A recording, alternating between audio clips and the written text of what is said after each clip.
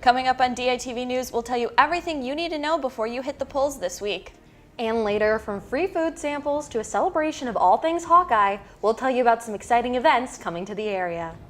We take a look at how Iowa football is preparing for their home opener this Saturday. We also have a preview of the new north end zone of Kinnick Stadium before opening day. We can say goodbye to that rain. I'll tell you more coming up in weather. All that and more coming up. Don't go away. DITV News starts right now.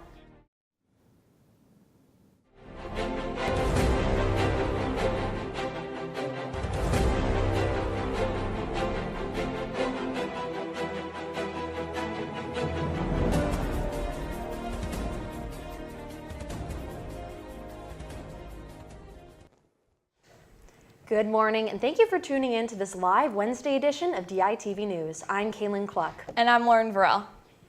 Yesterday, Crime Stoppers of Iowa announced where the reward money in the Molly Tibbetts case would be going. In a statement, Crime Stoppers said the money will not be rewarded to a certain individual or group because the 20-year-old was not returned home safely. Instead, most of the money raised will be returned back to donors. If original donors don't specify they want their money back, the remaining reward will be dispersed between a few handful of funds, including the Crime Stoppers Victim Fund and the Tibbetts family. In the wake of the death of Molly Tibbetts, there has been strong debate surrounding immigration because of the fact that the man who is accused of murdering Tibbetts is an illegal immigrant. For more on this, we turn to Brooklyn Drazy standing by in the newsroom. Brooklyn? After the charging of an undocumented immigrant in the death of Molly Tibbetts, people flocked to social media to spark immigration debates on whether immigration reform is necessary or not, and it has rocked the Latinx community. There has been various responses from different parts of the Latinx community, including 2 Latino festivals being canceled, one in Perry and one in Iowa City. UISG Latinx constituency Senator Freddie Quevedo spoke to us earlier today, saying that he was disappointed that these festivals had to be canceled, but he realizes that such rhetoric is damaging to festivals like this and makes people feel unsafe. He himself has gotten calls from his mother and other friends in southern Chicago asking if he will be safe on campus. He suggests that people come together in support and empathy to speak about their own experiences throughout this tragic time. With the midterm elections only a couple months away, one major change for voters will be taking place. Iowa will join 34 other states that ask their voters to bring an ID to the polls. Now standing by live in the studio is Ethics and Politics editor Sarah Watson with more. Sarah? Thanks, guys. In November, voters without an ID can sign an oath to verify their identity. But in 2019 and looking ahead to the 2020 presidential election, that option will not be available. The law passed the Iowa legislature in 2017, with nearly all Republicans casting the yes votes. In fact, all 7 of the states with the strictest ID laws were passed with Republican control in the House, Senate, and governor's office. Iowa Secretary of State Paul Pate, who has championed the law, believes requiring ID will secure Iowa's elections. But critics say voter fraud is low in Iowa. There have been 29 convictions in elections misconduct since 2013, and a DCI investigation found 117 potential fraudulent votes. It's attracted national attention. Let America Vote President Jason Kander says the law takes voters away from the polls. Kander visited college campuses across Iowa last week to recruit interns for Let America Vote. I'm here because, unfortunately, Iowa has been thrust onto the front lines of the fight against voter suppression. But in Iowa, voter identification is pretty popular. Nearly 69% of polled voters favor mandatory identification, according to a Des Moines Register Mediacom poll done in the spring of 2017. Some people do believe the law is a step in the right direction. I think that this is just a way to make sure that you can vote and that you have identification to vote. For more on this, read my story on daily-iowan.com. Back to you guys at the desk. With the City Council elections in less than a week, we here at DITV want to keep you informed about who is running in the election.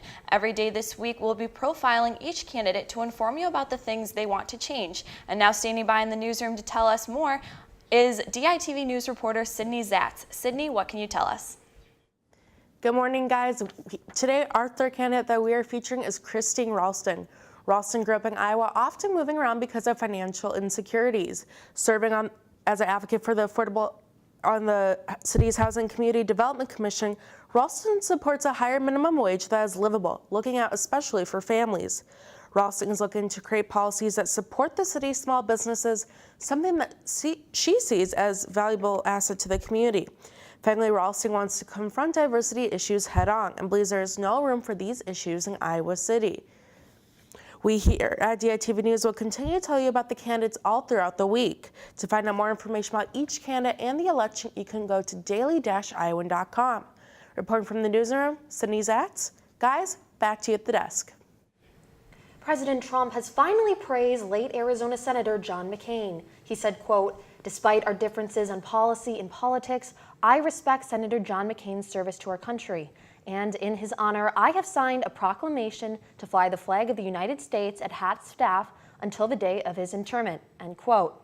The president went on to say that General John Kelly, Secretary James Mathis, and Ambassador John Bolton will represent him at McCain's funeral. McCain, a longtime politician, died last week at the age of 81 from brain cancer. McCain will lie in state at both the Arizona and national capitals before being laid to rest at the United States Naval Academy Cemetery. Well, you may have heard the tornado sirens blasting last night, and that was definitely not a drill. That's right. High winds, thunderstorms, and even a bit of flooding hit Iowa City and surrounding areas. We sent DITV News reporter Mackenzie Cooper to check it out. On Tuesday evening, high winds and tornado-like conditions ripped through Iowa City, causing some severe damage. I came out here and took a look at what had happened. Just before 6 p.m., students received a hawk alert about a severe thunderstorm warning. About 10 minutes later, another alert saying the National Weather Service had the area under a tornado warning. From there, the clouds rolled in and some areas saw winds close to 70 miles per hour. These conditions left tree limbs down and some minor power outages. While rainy conditions are expected the rest of the week, we don't think it'll be this extreme. Reporting on campus, this is Mackenzie Cooper, DITV News.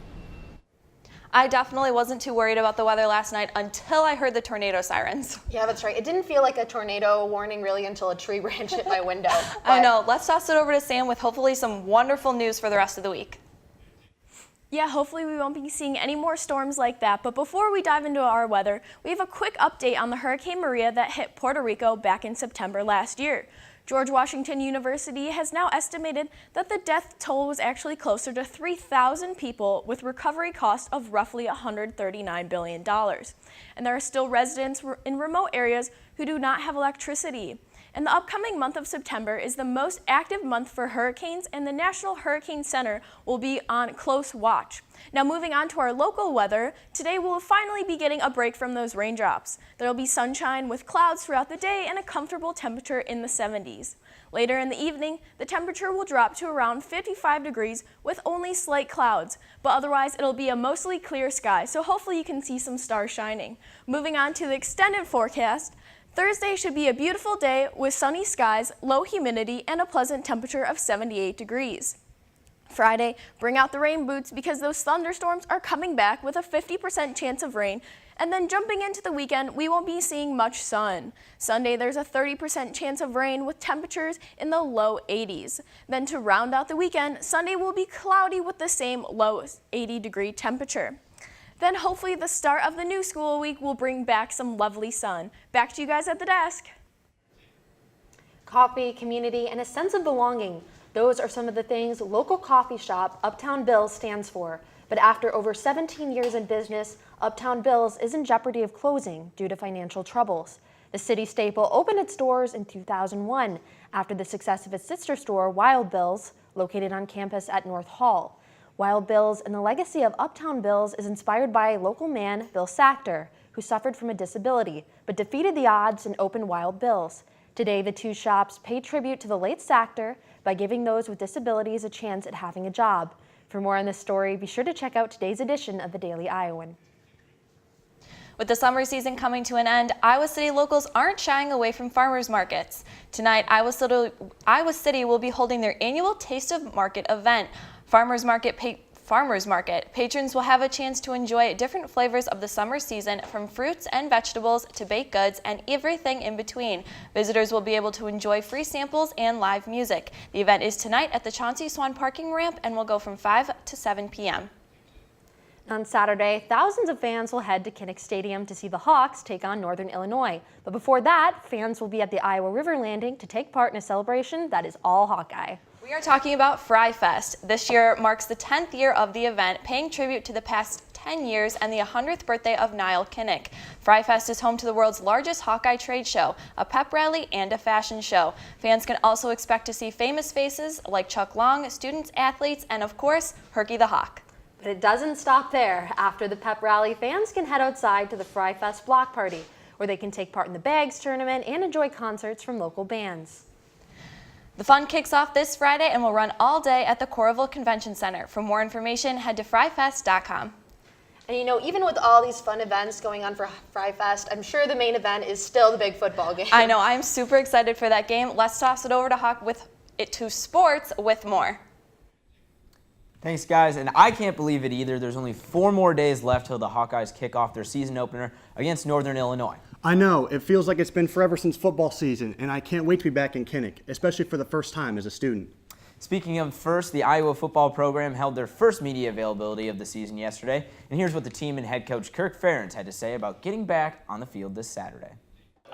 Honestly, I'm speechless right now, because just thinking about swarming with my brothers is an unbelievable thing, and it only comes around a few times a year. So anytime we get to strap it up and come out as brothers in Kinnick, it's an unbelievable feeling. You know, this time of year, there's always a lot of excitement, also anxiety, some nervousness, that type of thing. I think that's pretty common for everybody, especially for younger players. And really, the key thing is to try to find a way to channel that and put focus on your preparation. That's really the best thing that any of us can do right now. But all that being said, it's always a time of great excitement for everybody, and no matter how many times you do it, the opportunity to come out of the tunnel there and swarm in Kinnick Stadium, it's just a really special thing, and the same thing on the road. So, For more from Iowa football's media availability session yesterday, be sure to pick up a paper copy of the Daily Iowan or visit daily-iowan.com. The Iowa media got a sneak peek at the newly renovated north end zone at Kinnick Stadium, and I gotta say, it looks pretty nice. It sure does. The $89 million project started right after the end of last season and will be ready to go for the season opener this Saturday against NIU. The project turned the old grandstand that used to be there into a 3-tiered structure that will include club seating, which will be the only thing completed by Saturday. Construction crews will work 4 days a week until after the last home game of the season. After that, they'll put a couple of finishing touches on and get Kinnick finished for 2019. That's it from us in the sports studio today, but be sure to tune in tomorrow to hear more from the Iowa football team on Game 1 suspensions. And for previews on other Hawkeye events coming up this weekend. Guys at the desk, back to you. And that'll do it for this edition of DITV News. Be sure to head over to daily-iowan.com for all your latest news between Monday and Friday. For DITV News, I'm Kaylin Cluck. And I'm Lauren Varell. Have a wonderful day, Iowa City.